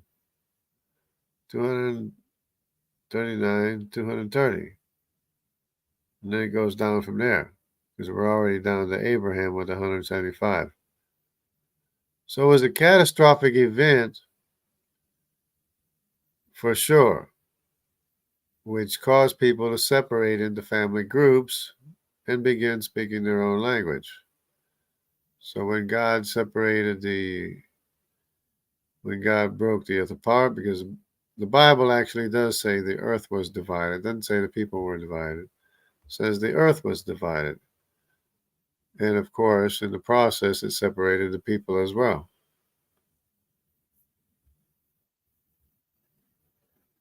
But the word Peleg means divided in the original Hebrew, but in the later Aramaic form of Hebrew, Peleg no longer means divided. It means as or where the waters flow, of course, between the broken, divided continents. Hello, Dana. Greetings. I agree the land was connected before, separated later in the days of Peleg. Yep, that's what I believe. I mean, we're watching this video here of Dr. Snelling, but I don't know. I don't want to highlight his insecurity as to whether or not he really truly believes what he's saying, but broke apart at the time of Peleg. We're talking about breaking apart thousands of miles. That's going to generate humongous earthquakes. They're going to devastate everything on the Earth's surface. It just doesn't work. What does work is what happened when originally in 1859, which was a bad year for someone else to be trying to promote another idea because someone else had center stage. But it was actually an American geologist who had to go to France to get his work published, Antonio Snyder Pellegrini. He read in the Genesis chapter 1 that when God made the dry land, he gathered the waters together in one place and called them seas. And he inferred that, well, the land may all be in one place. There may have been a supercontinent before the flood, which makes sense in that it would be easy for all the animals to get to Noah on the ark. They didn't have to hop from Australia trying to find a way over water if Australia and all the other continents were pushed. And the same thing is true after the flood. It would be easier for the animals to get where they're going. You don't have to go very far to Australia or very far to North and South America. All they have to do is walk. The people didn't get there because the people were too busy trying to build a Tower of Babel until after the continents broke apart, until after the earth was divided. Then people isolated into family groups, began speaking their own language. Then they spread out and went over the whole face of the earth. But the animals did it right away in the first 100 years. That's why the leopard got there. The leopard arrived. All these animals arrived. Pushed back together again, which you can see. He saw the jigsaw puzzle fitting Europe and North America and South America and Africa back together and closing up the Atlantic Ocean. So he was the first one who actually really promoted this idea that there'd been a supercontinent and that the Earth broke apart into the present continents. But he believed in continental sprint, not continental drift. And the interesting thing was that it was only in the early 1900s that some... Well, it would have, obviously, it would have been moving fast. Would have been moving, I guess, maybe around 500 miles an hour. Similar to like a tsunami wave would move, probably. Of course, until it slowed down and stopped. Then it stopped going. But of course, if it's sliding on top of hot magma, there's not going to be this problem of friction that they keep talking about. Friction is not a problem if you're sliding on a slab of magma.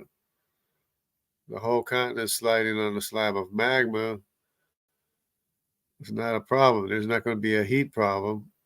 It's what formed the oceans anyway.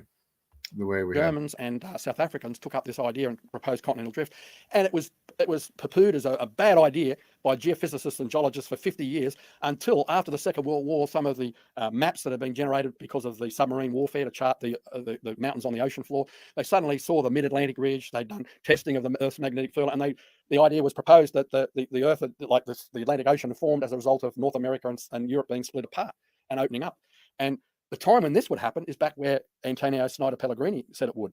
And so we have proposed this model. A few of us have creation scientists proposed this model that there was one continent before the flood, and that Earth division to produce the continents that we have now occurred catastrophically during the flood. We call it catastrophic plate tectonics. That the fountains of the Great Deep represented the splitting open of the Earth's crust. Water came. Right, but it doesn't explain the placement of the fossils or the sediment layers after the global flood was finished. Nor does it explain the glaciers on top of the sediments deposited by the global flood with the fossils in them. That was a stamp, it was a seal stamped on the continents showing that they were connected after the global flood.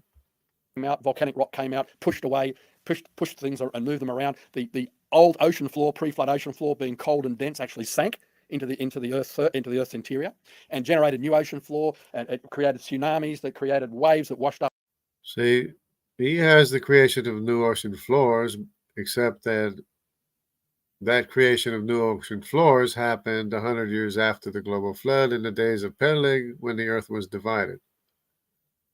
It doesn't say the earth was divided at the time of creation, but he's suggesting that that's what the fountains of deep, when the fountains of deep opened up, but then that doesn't explain the position of the fossils, nor does it explain the glaciers that connected all the continents together at Antarctica. Up onto the ocean floor. New ocean floor was warmer, so it rose because it was more buoyant, so it pushed sea level up higher, which enabled the waters to flood the continents and generate the flood. So rather than putting Earth division during the days of Peleg, we see that as a referral to the people being divided to spread across the earth and being divided into their cultures and language. Except it doesn't say the people were divided, it says the earth was divided. So we have to keep that in its correct context. Groups. whereas the physical division into the different continents had occurred during the flood. Now, it's interesting. The power of an idea or a model is tested by its ability to make predictions. And when this idea we put forward was proposed, one of the main men who was involved, a geophysicist named Dr. John Baumgartner, who actually did his PhD at UCLA, deliberately modeling what was going on during the Earth in the context of Noah's flood. And he made the prediction that if the cold, dense pre-flood ocean floor sank down inside the Earth, it would eventually gone all the way down through the mantle, which is the division under the crust, to the boundary with the core. And because that had only occurred rapidly, 4,500 years ago, there would not have been enough time for that colder material to melt and to homogenize with a mantle rock underneath, around it. And which is the same thing holds true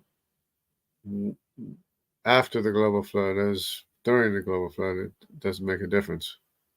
therefore, we should expect to find evidence that those cold slabs still existed at the base of the Earth's mantle. In 1994, the secular scientists published the evidence. They'd found it with earthquake seismic imaging inside the Earth. Now, earthquake waves are just like ultrasound, and you can build a 3D image inside the Earth using the sound waves from earthquakes.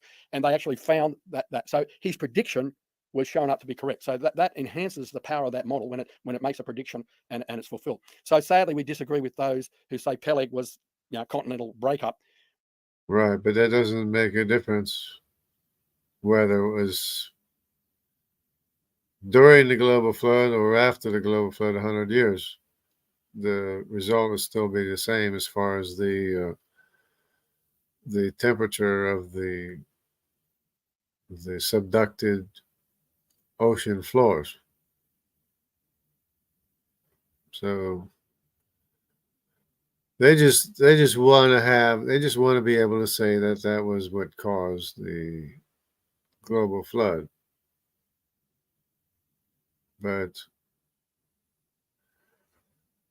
it actually happened after the global flood, because it was after the sediments were deposited, after the glaciers made the seal on the continents, the stamp or the seal, similar to a wax seal, except it was glaciers in India, South America, Africa, and Australia. We sympathise with what they're trying to do, but in the context, we see that as referring to the Babel judgment, whereas the breakup of the continents we believe occurred during the flood. I think it fits better there because the tremendous upheaval would have been part of the judgment that God used to wipe out animals and people that had sinned prior to the flood. Of course, there was the cutting in half of the lifespan a second time after the global flood in the days of Peleg. So that fits really good there. Anyways, that's about it. So you could talk and tie his hand behind the back.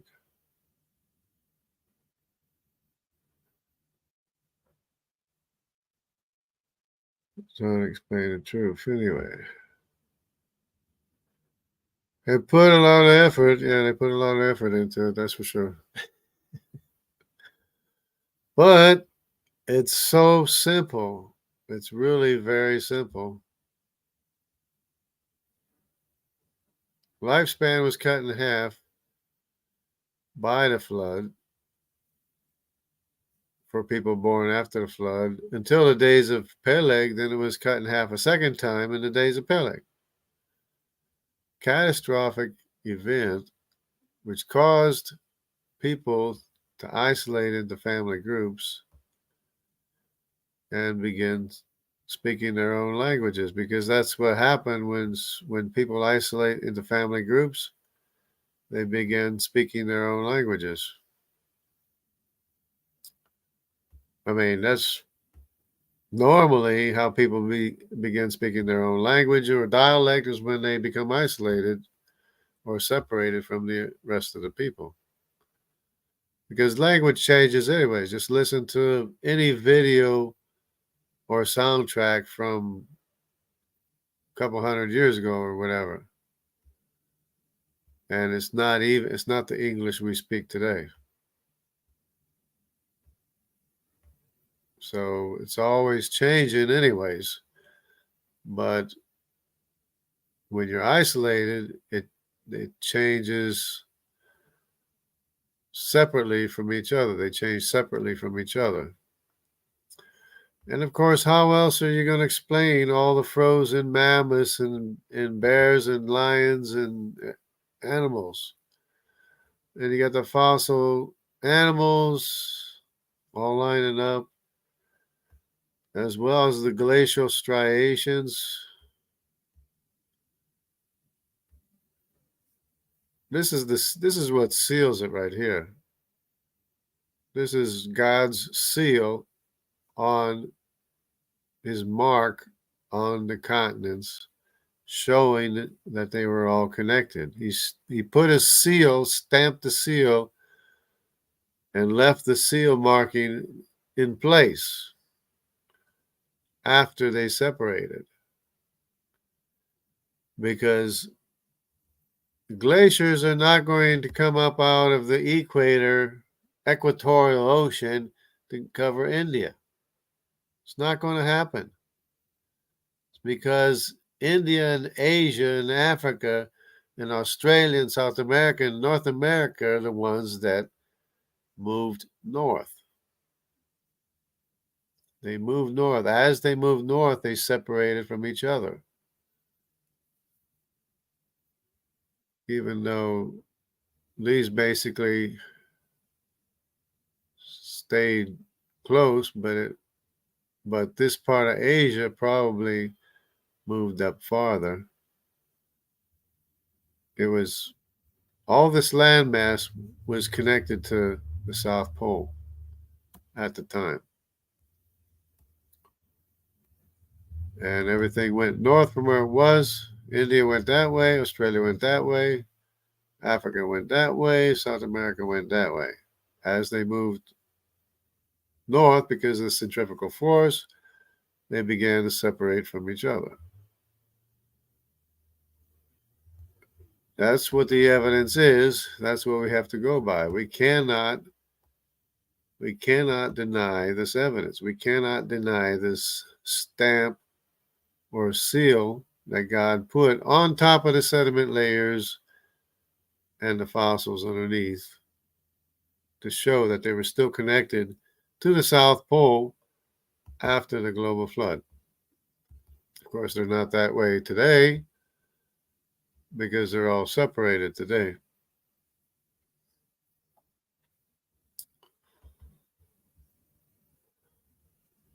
But that's what the evidence shows.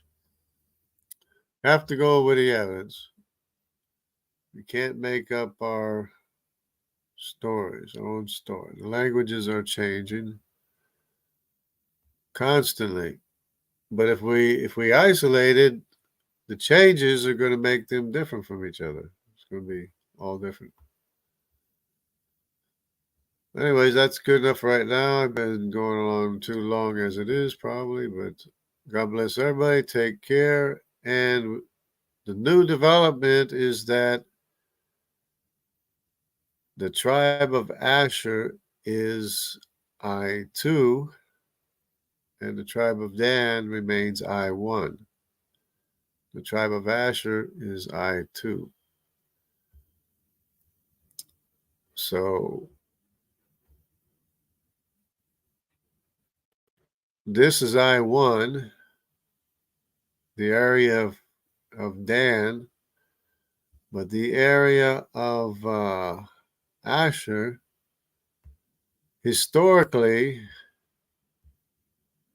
is like this, moving out from east of the Black Sea up in the steppe region into Europe and becoming the Picts and the Vandals. That's the history of Asher. And of course, there would be a lot of some mixing, of course, with the Vikings as well. But the I2 is a separate lineage of the tribe of Asher, as far as I can tell right now. As far as I can tell, unless further corrected, we have I2 as being the tribe of Asher and I1 as the tribe of Dan. because for Dan to be both I1 and I2 is a little bit a stretch to me, a little bit far-fetched. But to have Dan being I1, that makes sense to me. And this is where mine's I1 M253. Of course, there's the Viking lineage, and my lineage came from the Northern Alps right here. It went down the Rhine River to here, this area here. From here, they ended up in Edinburgh, Scotland. And that's why I'm here today. It's like the story, if you ever heard the story of how the Portuguese discovered Brazil. It was Pedro Alves Cabral was trying to find a passageway to India. He was trying to go this way to India, right? But he got caught in a storm. Of course, the storms pushed this way, and he landed in Brazil. Claimed Brazil for Portugal. That's why I speak Portuguese today. So now we know the rest of the story. True stories. See, I was told I'm from a... Well, if you watch the video that I showed, I don't know if it was Reuben. There's a possibility of Reuben being somewhere in France too. But we have to, that's a lot more study. You have to confirm that with DNA. It'd have to be Semitic DNA. But is a possibility. That would be Czech. Would be somewhere in this area here, I'm assuming. Somewhere around here. Which, this is always confusing. This is the Baltic region, but used to be Yugoslavia, Czechoslovakia in this area. But in this area, in France, there's supposed to have been some tribes too. So that's for further study. And it's be a possibility, maybe. All right, so that's about it. Eastern Czech Republic. Okay. All right. Thanks for your participation, everyone, and God bless. Wow, I am French and Czech. My father is French, my mother is Czech. Well, see, that's the thing. It could have been a tribe of Reuben, but you have to watch the video. The video that I was watching before is this video. I don't think they did it like that. I think they observed their neighbors with all. It's the tribe of Asher, aka the Vandals.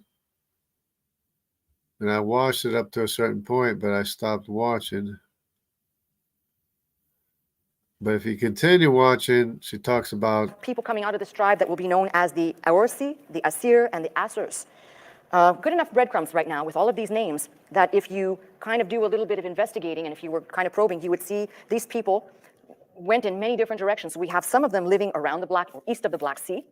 And it's recorded by several writers of antiquity that the chief ruler bearing the name from this clan, Odin, which we'll have to come back to, there's not enough, you know what it is. For people that don't, please go and look that up. Same pattern as most of the other tribes that left by water. But what's interesting is how they actually will start fanning out and end up in other places that you'd say, how can that be? So hold on, because this might take a little weird turn for a minute. Now, you remember we were looking at Judges 5, and I pointed out to you that term breaches for Asher, belonging to and connecting to the term Viking. We can also know that the son of Asher, Beriah, remember Hebrew, Bet or Vet. If you're looking at the Hebrew language, sometimes we cannot know if there are no diacritical marks. We can't know if it's a B or a V. So I want you to think that Beriah could have been Beriah. And why that's important, because we also are going to know these people who are descendants of Beriah, biblical Beriah, as Beriah or Viragu. They are his descendants. We can trace them definitively. That's what's so amazing. This tribe, actually, more than most, we can trace the clans and we can see the close association with morphed names that may have, I don't want to say anglicized because there was no English yet, but morphed into close enough sounding names that you can say, well, one might be, wow, quite a coincidence. But when all of the sons have counterpart names, you have to say there's a little bit more than coincidence going on. So we have these names having strong ties to the Vikings and those that would inhabit a swath of Russia. Wow, so we're talking about a huge fan in many directions here. We'll also find, if you remember, I mentioned Malkiel as one of the sons. We will find them as a definitive group among the Scythian people. Now, if you're listening to all this for the first time, please go back and listen to some other previous messages, and this might make more sense. I'm fearful of losing some of the newer listeners here, but it's important, if you are not caught up with me and you haven't been following, to kind of follow up on this, because it becomes eye-opening. At first I have people saying, well, what do I care about the Vandals and the Goths and the Picts, and what do I care about this? Well, you start to understand who these people, where they came from, northern tribes of Israel. By the way, let me just put in here, not Jewish people, okay? Northern tribes, the Bible even says they will forget their traditions, they will forget their God, they will forget a lot of things. And they will go on basically to be scattered throughout the world. So if you're ever wondering, where do these people go? And I love people. This is the danger of the internet. You go on the internet and you look up lost tribes. You will find, I'm sorry, I mean no disrespect, but I'm just going to say it so you can avoid the pitfalls. You will find all kinds of people being referred to as lost tribes. There are people who actually, in villages in different parts of the world, claim that they are part of some tribe. But if you look long and hard, there's some real big disconnects, okay? We're following a trail. We're following breadcrumbs. In some cases, we're following DNA and archaeological evidence. We're not following somebody's, my great-great-great-great-great-grandmother or grandfather was. That don't work for me, okay? Because there's a lot of people that claim to be lost, and they are, but they are. Yeah, and I'm following the DNA as much as possible, even ignoring languages pretty much for right now. Well, They are not lost tribes, okay? They are not. So let's just be, this is important though, because remember what I said to you. Identifying who these northern tribes are as they've been spread out and scattered, just as God prophesied through the prophet Hosea, lets us have an indicator when we study prophecy, prophecies that have been fulfilled. Let's call it modern time prophecy, say the last 200 years. We can identify people if we know who they are. We can identify them by reading the Bible. If you don't know the terminology of, for example, I've said many times, before I started teaching on this, many of you have written me and said, well, I didn't understand when I was reading, Ephraim, or what did that mean? Now you have a clear understanding. So I'm waiting for her to talk about the people in France, so she's probably coming up to it pretty soon. Understanding of who we're talking about. Ephraim's referring to the northern kingdom, the whole kingdom. Sometimes referring to Ephraim, the tribe itself, the descendants of Ephraim, but by and large, usually in the Bible, the mention of Ephraim is the northern tribes. Samaria, the northern tribes. Israel, biblical Israel, the northern tribes. So it's almost impossible, to study prophecy as in past fulfillment or current day events without knowing these people and who they are and what lands they belong to. Equally impossible to know if you're looking ahead and trying to figure out how will this all work out. God's got prophecies in this book telling us, for example, we know which country Antichrist will come out of. We know that already. That's in the Bible. And there's enough information about the false prophet. We have enough information about things leading to the end times that if we're crystal clear on who these people are, you will not make the mistake of misidentifying and say, well, because I've heard all kinds of people say all kinds of things about future prophecy that's completely in error. Why? They didn't have the foundation in the background that we're doing right now. You need it. So if you're interested in understanding prophecy, this is not just a history lesson. I'm not talking about how the world was made or formed or how we got here, but really that, again, begs the question. Some of us think, I'm this nationality in my heritage. And some of you have had DNA testing, which I honestly don't recommend, okay? Not in this day and age, because it's stored in a national database and probably will be used against you at a future time. And I'm a big believer in that. But if you've done it, too late, all right, it's already done. And you've also basically sucked your relatives into that same vortex, so don't worry about it. If you commit a crime, you're all going down, okay? Just don't worry about it. I'll pray for you. But, okay, so I guess that. Yeah, and I don't see such a big deal anyways, because they know who everybody is anyway, basically. It's no mystery. The key thing, though, is we can know by DNA testing of things we find in the ground, of skeleton, of any bone, and even artifacts. We can have good evidence to point in the right direction to show and identify where did these people come from and their migratory patterns and where they ended up. And all of this becomes crystal clear. It's like taking a puzzle, dumping all the pieces out of the box. You can see what the picture looks like, but right now it's a big pile of pieces. That's all it is. But when you put all the pieces together and it matches the box, like us basically deconstructing and reconstructing, you can then put it back to see the big picture. You can better understand what God's plan is for the future.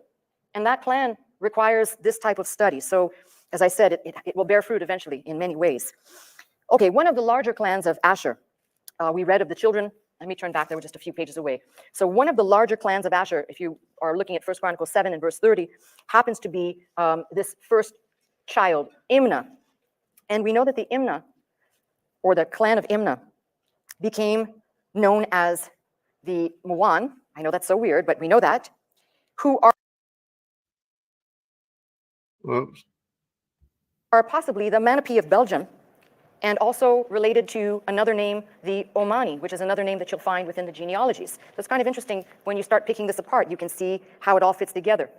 At some point, much later in history, this is a far stretch, but we know it to be true based on DNA and other evidences, that the tribe of Asher, some of its descendants will be called Lugians. And these Lugians are the aforementioned Omani. Remember I said to you, Lugians. it's very interesting how people kind of migrate, and as they appear somewhere, they'll be called by the people watching them. They're referred to as a certain way, and usually that name takes hold and sticks, and they are referred to as such, or it's a tribal leader's name. But in this case, we're quite certain that this name was applied to them, and then it stuck. So we also have some other interesting correlations, as I said. So if you're in the same place as I am in 1 Chronicles 7 and 30, the people called Jimna or Imna become the Omani. The people called the Isua or the Isui become the people known as the Hesi. That's Heissi. And Bariah or Variah become the Boroi. But eventually all of these people become known under one banner as Vandals. So what about the Vandals? They sacked Rome in 455 AD. They went on to found a kingdom in North Africa. I'm giving you the synopsis because you got to go back to hear the weird stuff they did.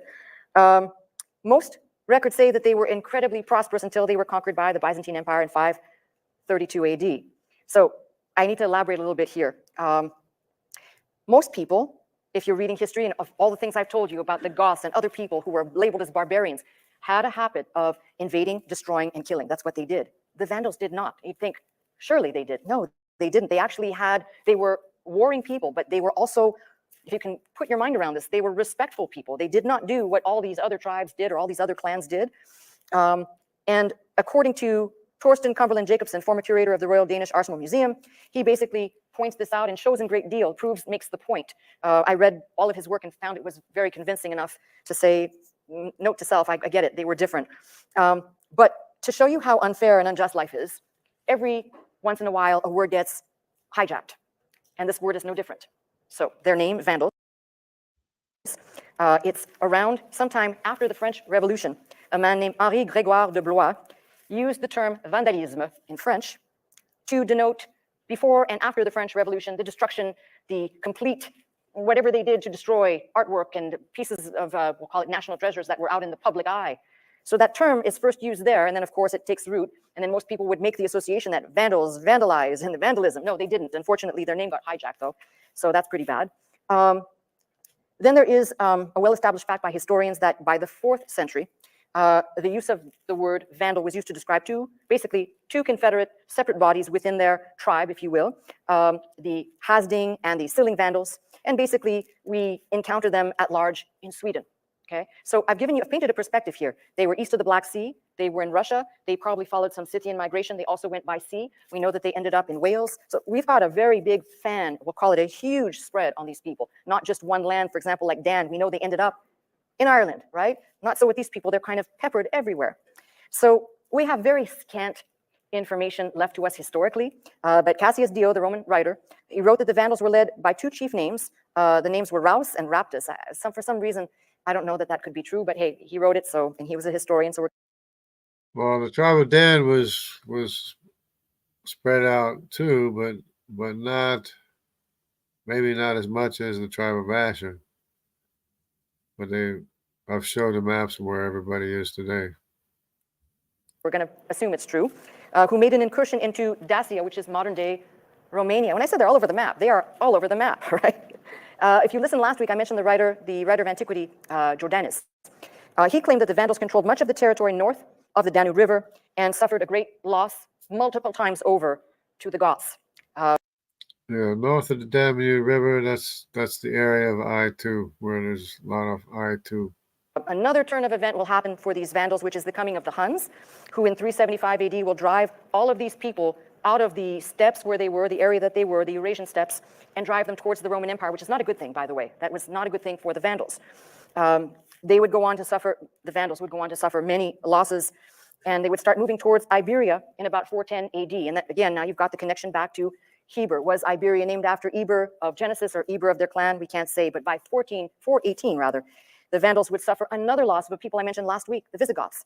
So they're basically getting their butt kicked by everybody, all right? This is a history lesson. Okay, it's a great way to tell history. What'd you learn at church? They got their butt kicked. But eventually they had a huge win at what was Tarico, which is now Tarragona, Spain.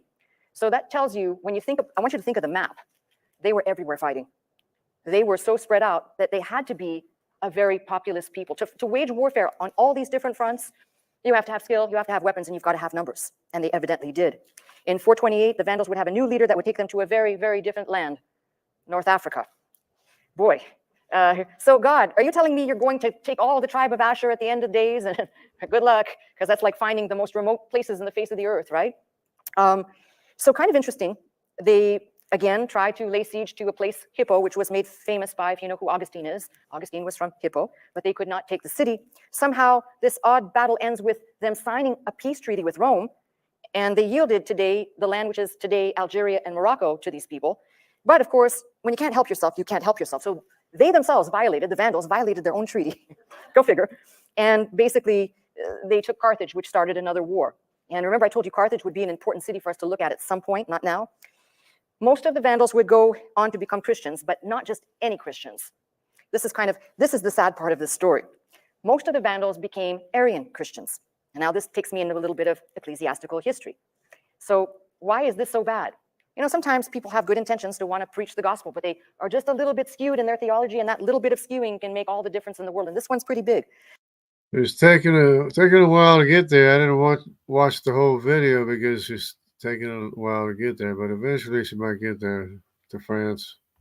Because Arius, although he obviously was a very powerful speaker, but he had such flawed theology, and one of the worst parts of his theology was that Jesus was created by God the Father and not co-equal. His understanding of the New Testament was so warped that, of course, he's eventually labeled a heretic, which I have to say makes sense because we know who Jesus was not inferior to the Father. The Father, Son, and the Holy Spirit make up a complete whole unit, all co-equal, having different roles. But as I said, it's very unfortunate because most of these people succumbed to that theology, which basically led them down the pathway to be persecuted as heretics. So, you know, it's kind of a tough story here. You can't win any of this because you just can't make any headway here. But anyway, there's one more piece to the story that I want to add in. And that is, as I said, we know that the people to the north, for the most part, were all deported. But here's evidence, I have evidence, that we must have had somebody hide away somewhere. And it's my belief, it's my opinion. I always tell you when it's opinion. Most likely that this individual hid out in the south, and when they were deported into Babylon, might have been amongst those that returned because of what I'm about to tell you. So go to the New Testament, Luke chapter 2. Okay, so here we are. Chapter 2 and verse 36. And there was one Anna, a prophetess, the daughter of Phanuel, of the tribe of Asher.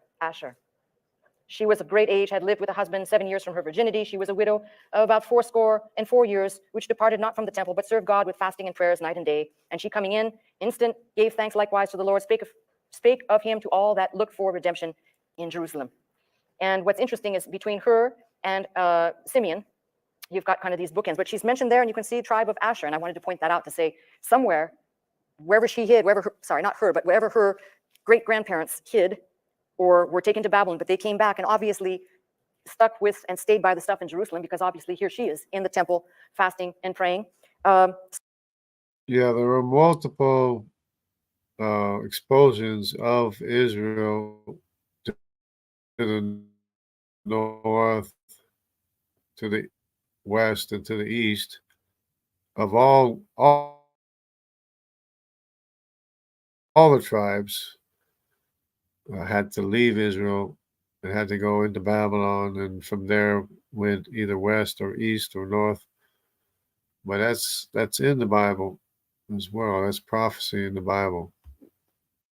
So there are exceptions, random exceptions, but I point this out because this is of interest to me, that there was a remnant from this tribe by one named prophetess, by one named Anna, expressly spelled out. So that tells you that for whatever the reason, and I can't tell you that I know what it is, but for whatever the reason, God preserved a handful to keep certain concepts going. And why? Luke, and we know Luke says, I set out to put all things in order, but he obviously includes this as some piece of information that most people just find random and I find fascinating because she can identify with her tribe, with her clan, which is pretty fantastic. Most people in this day and age, they have a memory that is possibly back 2 generations at best.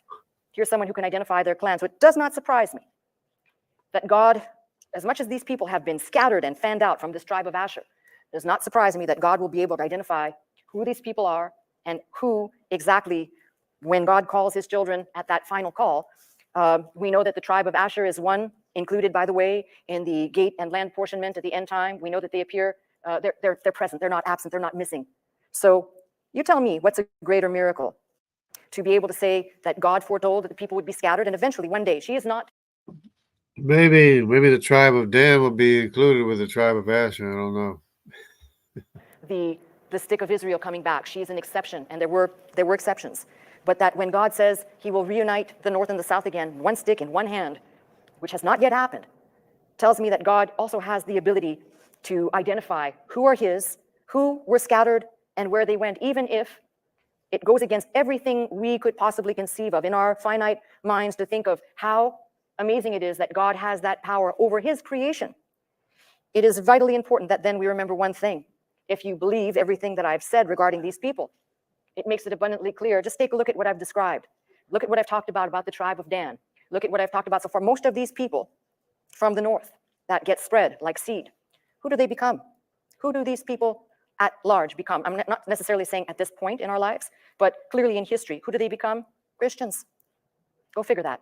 So it's almost like God, see, God didn't say, oh, you all messed up, so now I'm going to come with a new plan and I'm going to send my son. Genesis 3:15 tells you that God had that plan at the beginning. So it makes perfect sense to me that God also had a plan for these people, that they wouldn't be void of faith. And yes, they turned away from their traditions and their customs and following the monotheistic God of Israel for a time. And when the time was right, as I've chronicled and looked, I told you about, for example, we know that the Catholics love to claim St. Patrick brought Christianity to Ireland. No, it was there before, and it didn't come under the nomenclature of a saint. Okay? That is the Catholic Church making their own history. There were preachers of the gospel there before, but it took God basically scattering the seed that would take root, that would become, as the Vandals became heretics. And St. Patrick was Protestant anyways. Pretty much. Christians under the leadership of Arian teaching. Likewise, we've got, as I said, the tribe of Dan in Ireland. We've got the Reubenites to the north of France, and if you look very... There it is. There it is. Finally found it. It's the Reubenites. Heretic Christians under the leadership of Arian teaching. Likewise, we've got, as I said, the tribe of Dan in Ireland. We've got the Reubenites to the north of France, and if you look very carefully, if you've ever you don't have to travel to France. All you have to do is go online and search out. There are churches literally everywhere you look. It's unfortunate because now the faith has declined so badly and there is a turning away from the faith, but that land is peppered with churches. So think about that. It's almost like God said, I'm going to scatter the seed that will take root, that will become the body. The body first that I send will be my son, but the body of Christ is the people who belong to the Lord. There they are. Here they are. So, I'm going to leave you with this thought. We serve a really amazing God. So that's about it. Of course, you can watch the video, take your time to, try to understand it better if you want. But anyways, that's about it. Learning so much. Reuben was the firstborn of Jacob. There you go, firstborn. There you go. Next month, I'm going to France to visit my grandfather and stay there with him for a couple of months to speak both languages fluently. They're both my native French and Czech. Love them both. There you go. Reubenites. Yep. So the other one thing I wanted to check out was Ireland. There's Ireland right there. That's this would be, but this is I-2. Of course, I-1 is there too today. see where the I1 is. I1 is there as well in Ireland. But they're not only there, of course, they're ever in Scandinavia as well as the Vikings. Now, the only reason why I believe that the I1 is Dan is because they're not in the steppe region. They're not in the steppes, and they're not very much north of the Danube either. But the I2 is. The I2 is north of the Danube and in the steppe region. And in Russia, like she said. In Russia, northern steppe region, and north of the Danube is right here. That's the Danube right there. That's north of the Danube right there. Anyways, thanks everybody for participating and putting up with me and tolerating me. Learning so much from you, Juggle Jargon. You have very knowledgeable about the biblical history and the haplogroup. Incredible knowledge. Thank you. Who are the Czechs?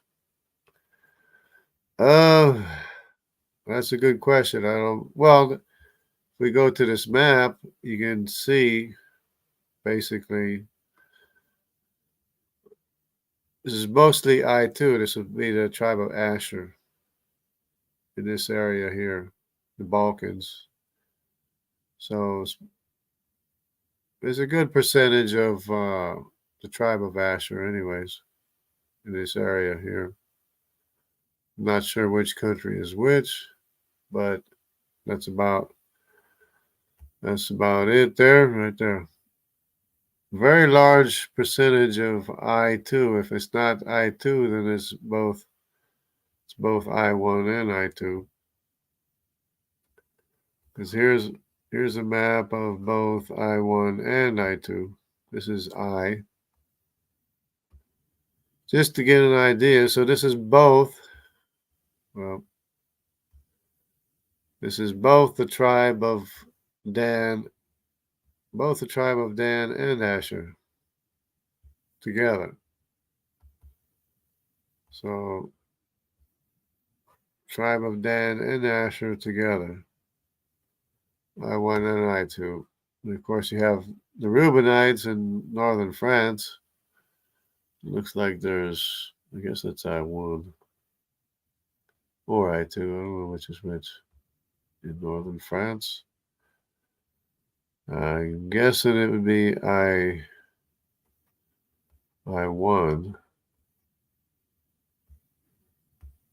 in northern France. A little bit, yeah. A little bit, northern France. But that's where the Reubenites are said to be, in northern France. Okay, that's about it. There's Sea Science, scholar from Charles University in Prague. He's probably right when he told me I am from the tribe of Reuben. There you go. All right, everybody, have a great week. God bless everybody. Take care.